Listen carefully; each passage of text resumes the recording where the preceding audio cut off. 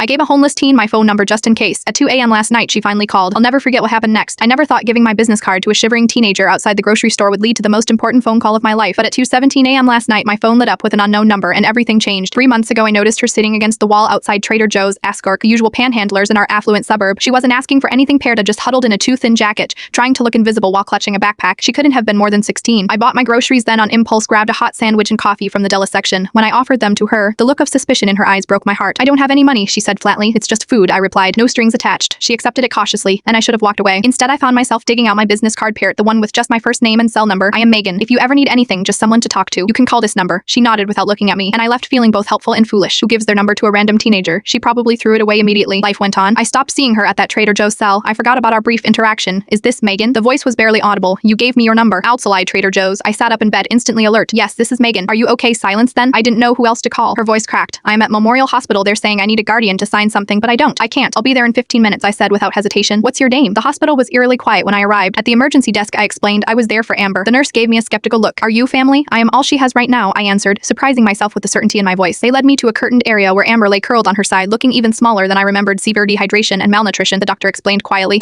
She'd collapsed outside a 24-hour laundromat where she'd been sleeping. She needs admission and treatment, but she's a minor with no guardian present, he said. We've called social services, but they won't be here until morning. I stayed all night signing the temporary forms as responsible adult so they could start her fluid. I held her hand when they drew blood. I listened as she slowly revealed fragments of her story. Pert kicked out 6 months ago when her mother's new boyfriend decided he didn't want another man's kid around, living in parks, libraries, anywhere she could stay warm and safe, all while maintaining perfect attendance at school. Her backpack full of textbooks and homework. She was determined to graduate, get a scholarship, escape. Why did you keep my number? I asked during a quiet moment. She pulled a worn business card from her pocket. Because you didn't ask me for anything. You just helped. This morning, social services arrived. I expected to be dismissed. Parent, I am not family, not a foster parent, just a stranger who once bought a sandwich. Instead, I found myself advocating fiercely for her, showing them her perfect attendance records on the school portal she let me access, explaining her determination. When they asked Amber where she wanted to go once discharged, she looked at me with those guarded eyes now holding the faintest glimmer of hope. Can I stay with you just until I figure things out? 24 hours ago, I was a single marketing executive whose biggest responsibility was my houseplants. Now, I am filling out temporary guardianship paperwork for a teenager I barely know. People keep asking if I've lost my mind. Maybe I have, but sometimes the most important calls in life come at 2 a.m. and the only sane response is to answer. The guest room is made up. We're picking up her things from her school locker tomorrow. I don't know what happens next, but I know this. Sometimes the smallest gesture, parent a sandwich, a business card, an answered phone pern can change 2 lives forever.